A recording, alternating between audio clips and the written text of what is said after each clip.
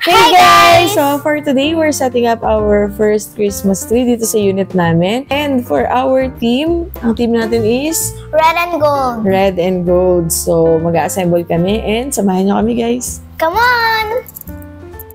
So dito namin siya isa-set up. Pero kasi meron ako ditong arch mirror and may plant. So i-move ko na lang para dito siya. Kasi pag soon maglalagay kami ng TV dito. So para hindi siya nakaharang. So dito yung perfect na spot sa kanya.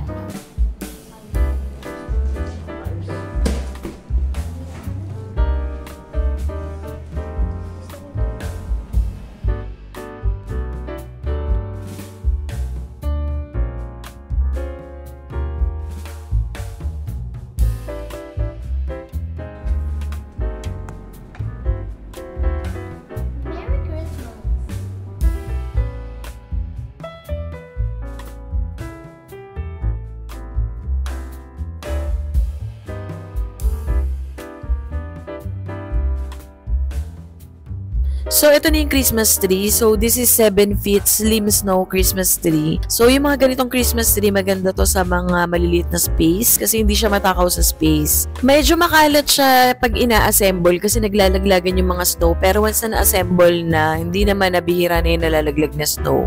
Red and gold yung napili namin na theme kasi mas maganda yung red and gold para sa akin kasi classic and classy yung design. Dapat 6 feet lang yung i-check out ko na Christmas tree na height para kasing height lang siya nung arch wall mirror. Pero mas pinili ko na lang yung 7 feet kasi pag 6 feet baka mas lalo siyang mas mukhang payat kasi mababa yung height.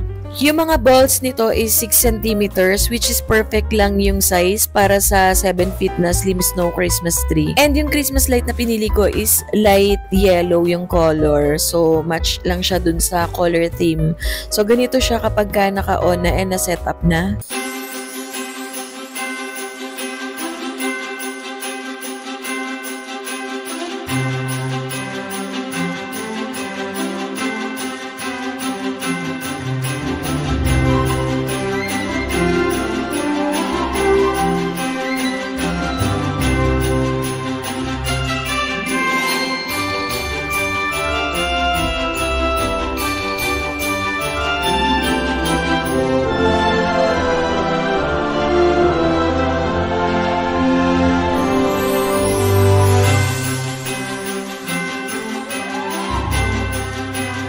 And then, nag-set up na rin ako ng dining table for Christmas decoration. So, babay muna dito sa gold namin na table runner. Kasi papalitan ko ng Christmas na table runner na design. Yung table runner na ilalagay ko rito is yung table runner din namin last year. Kasi nakapag-Christmas na kami dito last year. So, second na Christmas na namin dito sa unit. Sakto lang yung ganitong table runner for 6-seater na dining table. Ito naman yung ilalagay ko sa center ng table. Kasi may mga wines pa dito na hindi pa na-open. So, ilalagay ko to sa wine para magkaroon ng Christmas decor dito sa gitna. Ang mura lang nito guys, pero may elevate talaga nito yung dining table nyo and yung Christmas decors nyo. Lahat ng mga item na ginamit ko dito, lalagay ko sa description box for the link kung gusto nyo rin mag-check out.